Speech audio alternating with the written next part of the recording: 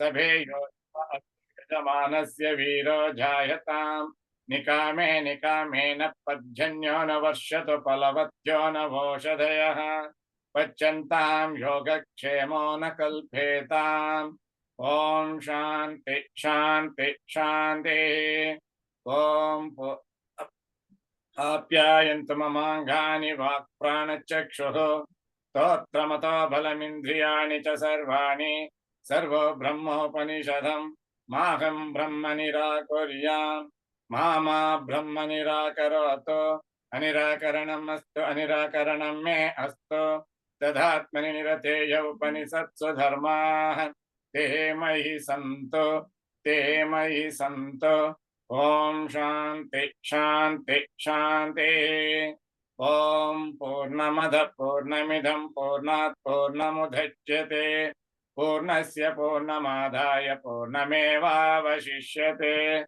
ओम शांति शांति शांति हरि ओम नमस्ते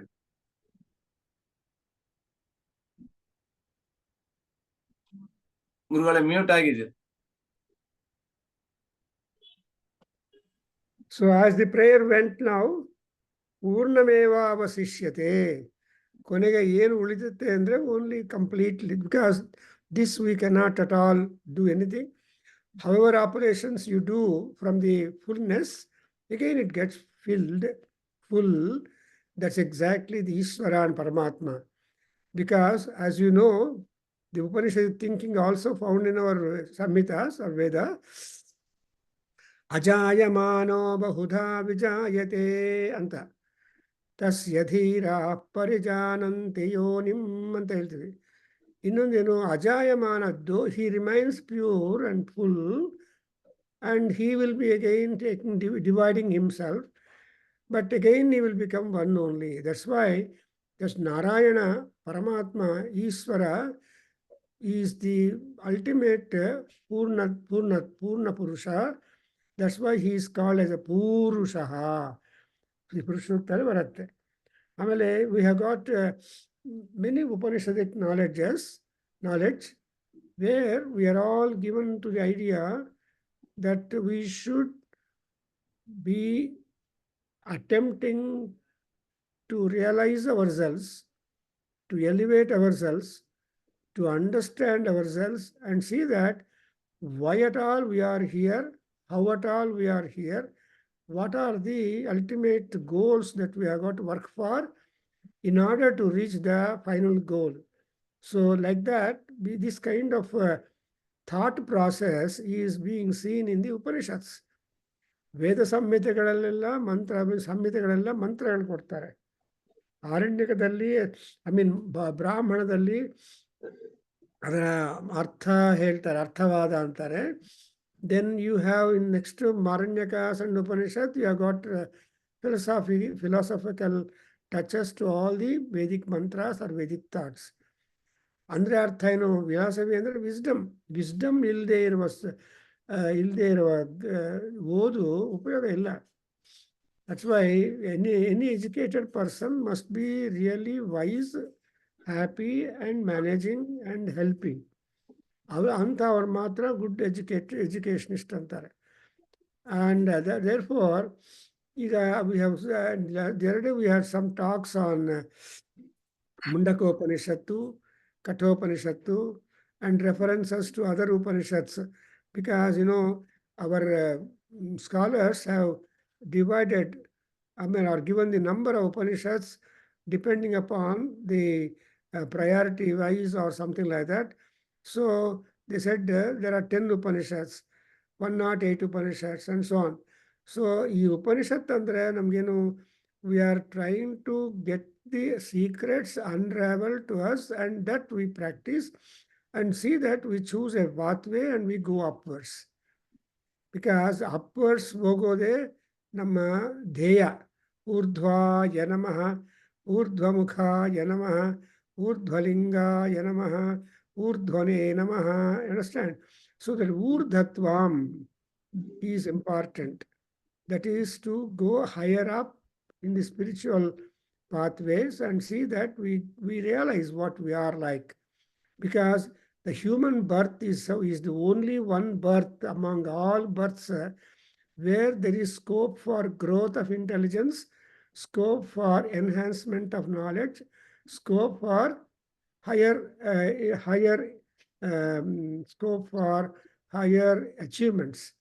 ಅದರಿಂದ ನಾವೇನು ಮಾಡ್ತೀವಿ ಅಂದರೆ ದಟ್ಸ್ ವಾಟ್ ಅದರ ಆಲ್ ಅವರ್ ಉಪನಿಷತ್ತು ವಿದ್ಯಾ ಅಂಡ್ ಅವಿದ್ಯಾ. ಅವಿದ್ಯಾ ಅಂದರೆ ಬೇಕಾಗಿದ್ದೆಲ್ಲ ಮಾಡೋದು for our healthy comfortable life journey during our span of life ಅನ್ನೋದು ಅವಿದ್ಯಾ. ಅಂಡ್ ವಿದ್ಯೆ ಯಾವುದಂದ್ರೆ ಯು ಶುಡ್ ಆಲ್ಸೋ ಟ್ಯಾಗ್ ವಿದ್ಯಾ ಟುಗೆದರ್ ವಿತ್ ಇಟ್.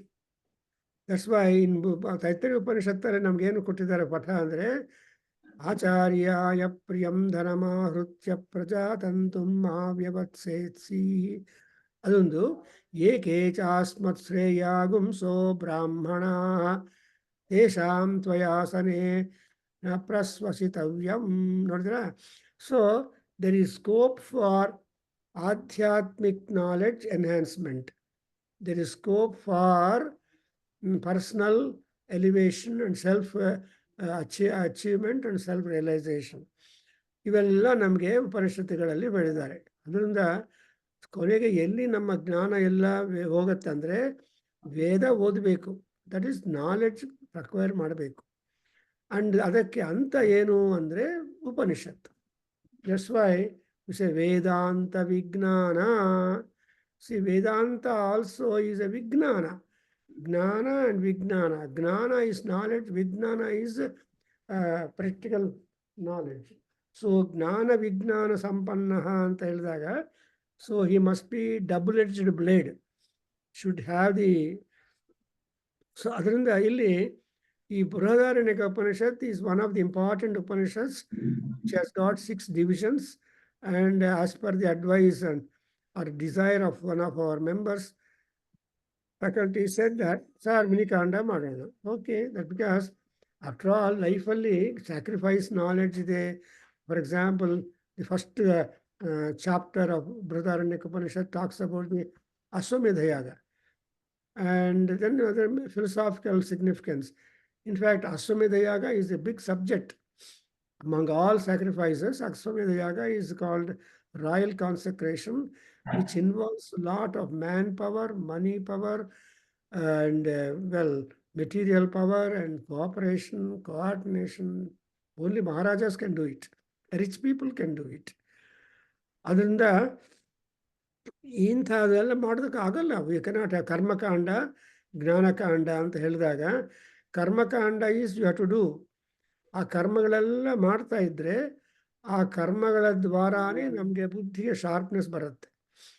ಕುರ್ವನ್ನೇವೇಹ ಕರ್ಮಾಣಿ ಜಿಜೀವೇಚ್ಛೇತ್ ಅನ್ನೋದು ಒಂದು ಉಪನಿಷತ್ತು.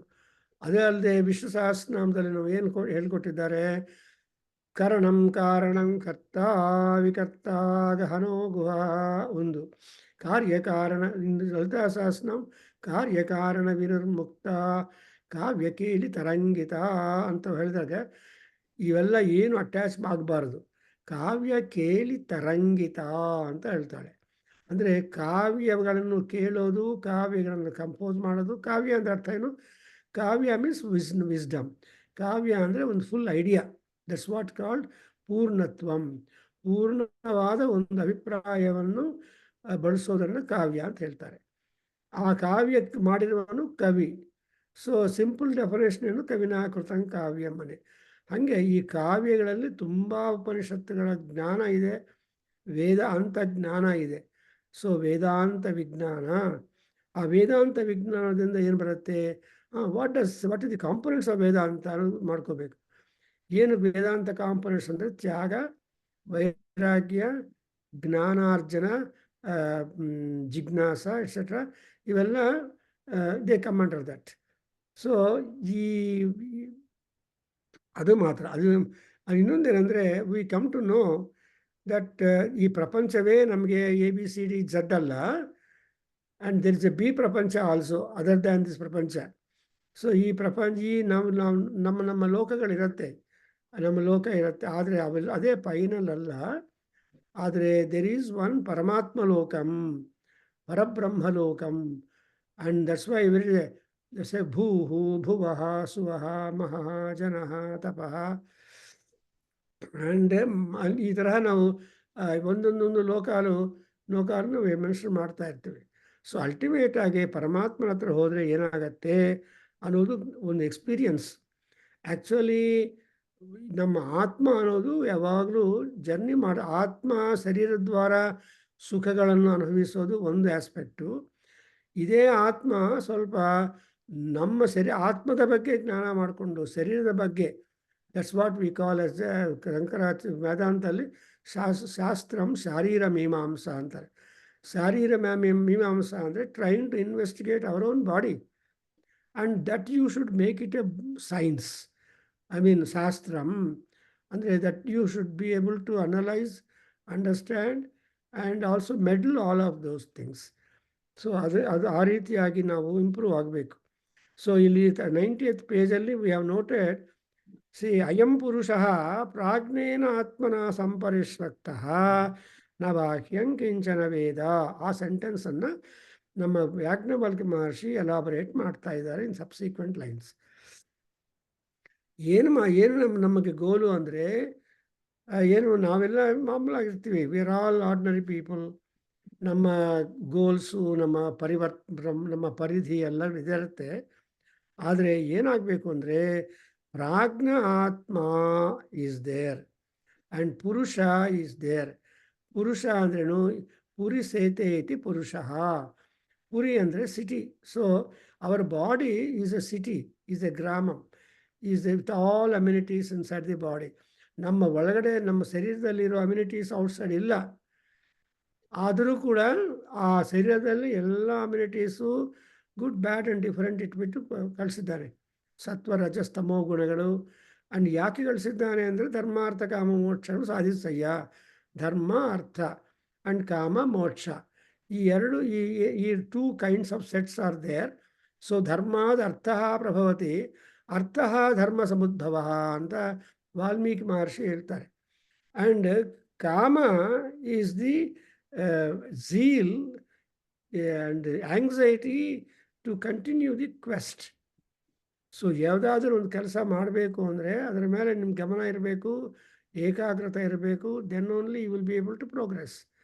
ಸೊ ದಟ್ಸ್ ವೈ ಪ್ರಾರಬ್ಧಂ ಉತ್ತಮ ಜನ ನ ಪರಿಜ್ಯಂತಿ.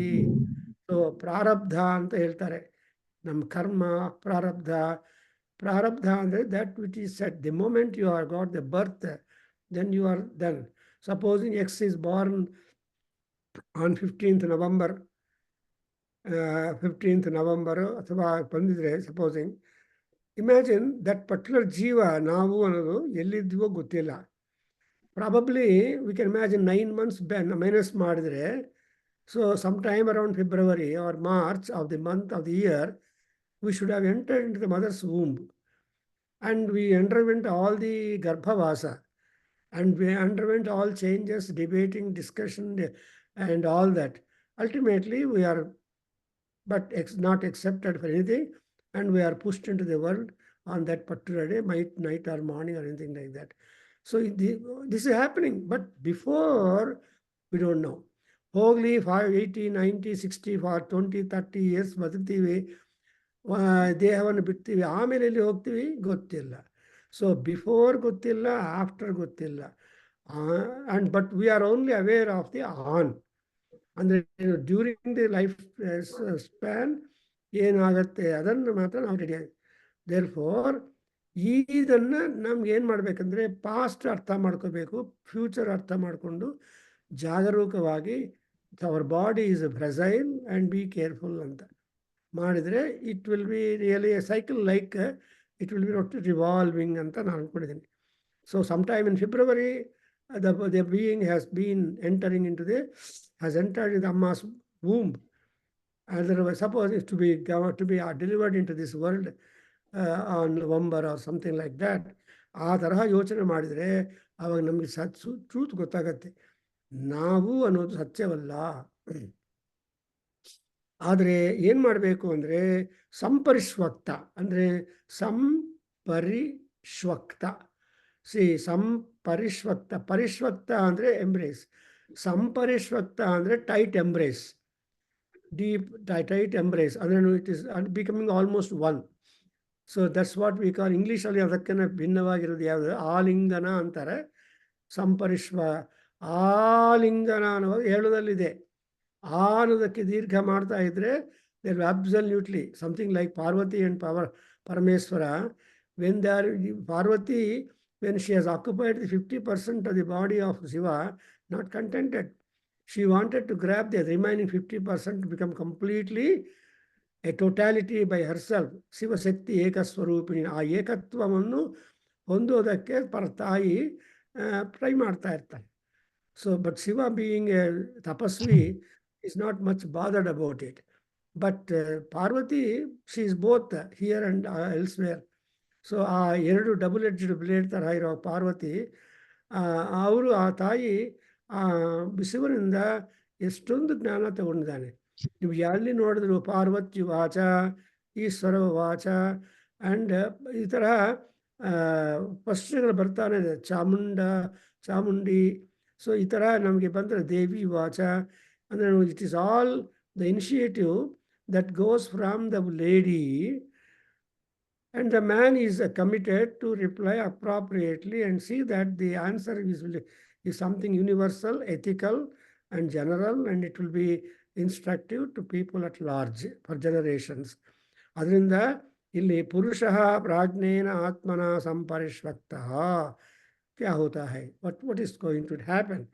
ಅಲ್ಲಿ ಆವಾಗ ಯಾವುದು ಅಂತ ನಾವು ವಸ್ತುಗಳನ್ನು ಅನ್ಕೊತೀವೋ ಆ ವಸ್ತುಗಳು ಇಲ್ಲ. ಅಂದರೆ ನೀನೇನಾಗ್ತೀಯ ಅವಾಗ ಎಲ್ಲ ಇಲ್ಲ ಅನ್ನುವಾಗ then what are you becoming? You are becoming one with that ಪರಮಾತ್ಮ ಆರ್ ಪ್ರಾಜ್ಞಾತ್ಮ. ಸೊ ಯಾರಾದರೂ ಹೊಟ್ಟೋದ್ರೆ ಏನು ಹೇಳ್ತೀವಿ?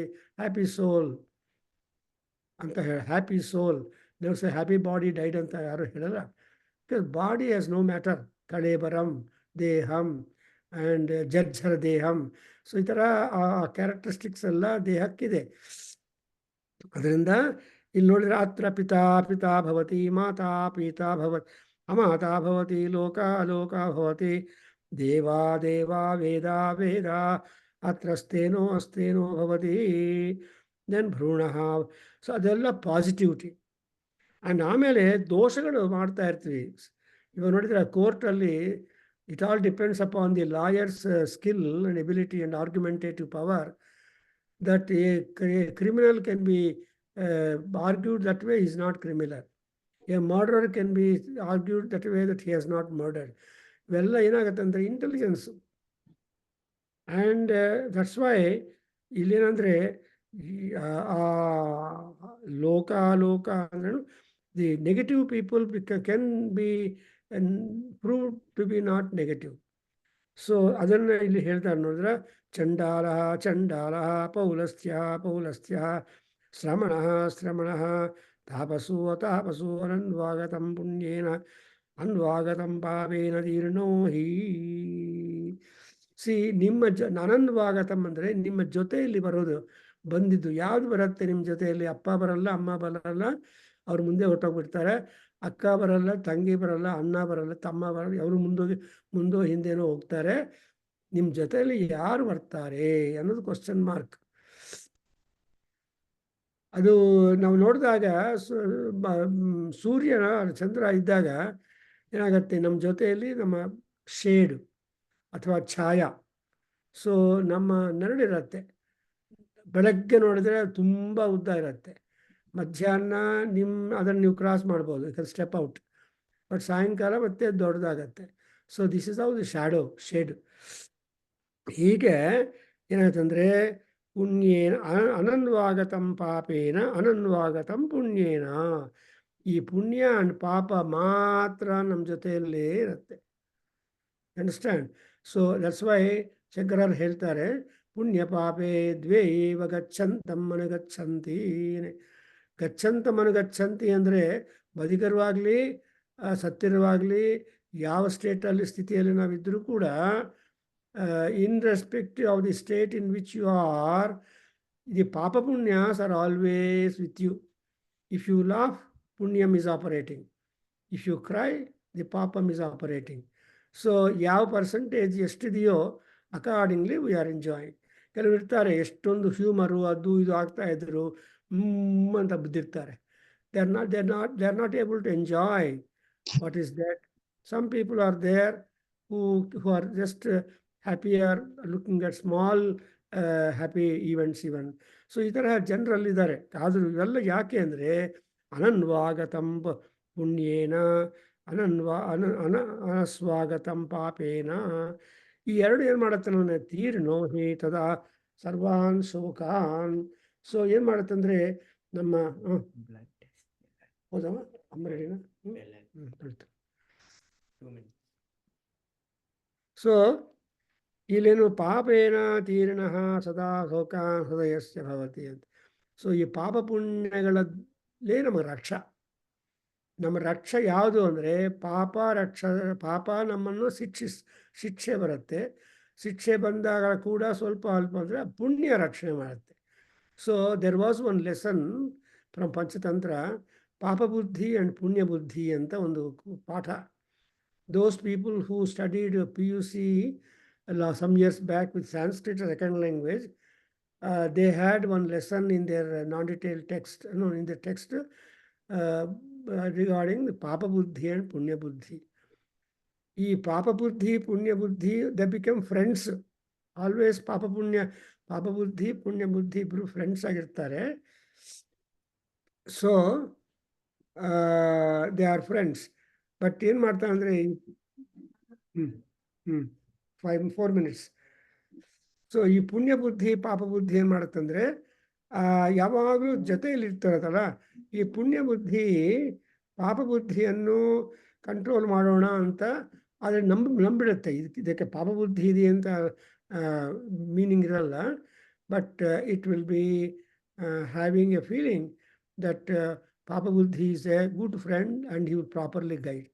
Ultimately, Punya Buddhi will be at great loss because Papa Buddhi always at winning. He is a winner, Punya Buddhi is a runner. ಹಂಗೆ ಇಲ್ಲಿ ಈ ಎರಡೂ ಕೂಡ ಏನಾಗತ್ತೆ ಅಂದರೆ ಪಾಪೇನ ತೀರ್ಣಃ ಸರ್ವಾನ್ ಶೋಕಾನ್ ಹೃದಯಸ್ಯ ಭವತಿ ತದಾ ಸರ್ವಾನ್ ಶೋಕಾನ್ ಹೃದಯಸ್ಯ ಭವತಿ. ಸೊ ಯಾವಾಗ mind becomes neutral mind is becoming equipoised to the person. Today I got to go somewhere. Excuse me, I'm going to stop here. We continue next class, the continuation of session. सहनो भुनक्तु सह वीर्यं करवावहै तेजस्विनावधीतमस्तु मा विद्विषावहै. ओम शांति शांति शांतिः. सर्वे भवन्तु सुखिनः, सर्वे सन्तु निरामयाः, सर्वे भद्राणि पश्यन्तु मा कश्चित् दुःखभाग् भवेत्. ओम शांति शांति शांतिः. हरिः ओम तत्सतं. सर्वं श्रीकृष्णार्पणमस्तु, श्रीवासुदेवार्पणमस्तु, श्रीवेदपुरुषाशीर्वादोऽस्तु. ओम श्रीमातृचरणारविन्दार्पणमस्तु. ओम तत्सत्. हरि ओम. Thank you very much. We'll meet again.